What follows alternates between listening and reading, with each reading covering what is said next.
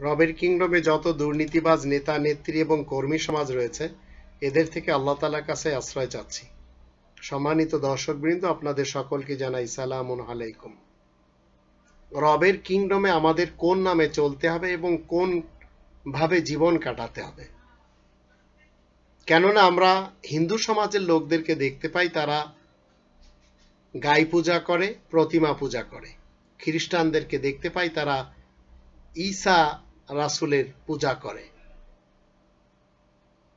বৌদ্ধ ধর্মের লোকদেরকে দেখতে পাই, তারা গৌতম বুদ্ধকে পূজা করে। শিখ সম্প্রদায়ের লোকদেরকে দেখতে পাই, তারা গুরু নানককে পূজা করে। আহলে হাদিস মুসলমানদেরকে দেখতে পাই, তারা বুখারী এবং মুসলিমের অনুসারী হয়ে নাসিরউদ্দিন আলবানীকে পূজা করে।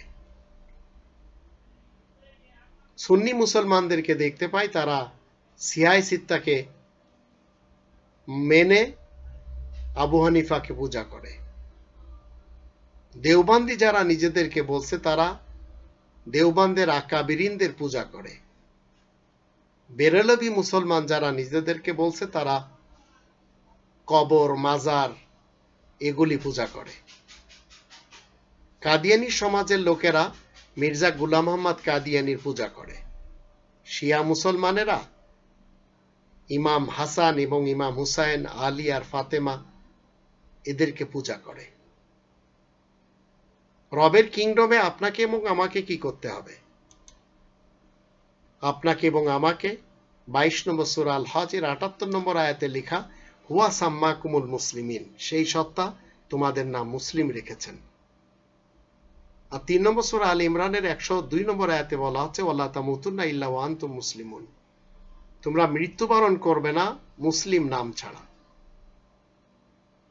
আর 6 নম্বর সূরা আল আনআমের 162 নম্বর আয়াতে বলা হচ্ছে, কুল ইন্না সলাতি ওয়া নুসুকি ওয়া মাহইয়ায়া ওয়া মামাতি লিল্লাহি রাব্বিল আলামিন, তুমি বলে দাও, নিশ্চয় আমার নামাজ, আমার কুরবানি, আমার জীবন, আমার মৃত্যু সারা জাহানের প্রতিপালক আল্লাহ তাআলার জন্য। তো মুসলিম নামে আমাদেরকে চলতে হবে।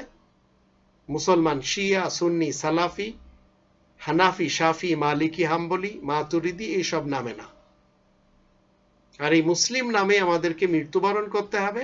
আর যতদিন আমরা বেঁচে থাকবো, আমাদের জীবন মরণ লিল্লাহ হতে হবে, আল্লাহ তাআলার জন্য হতে হবে, অন্য কারোর জন্য না।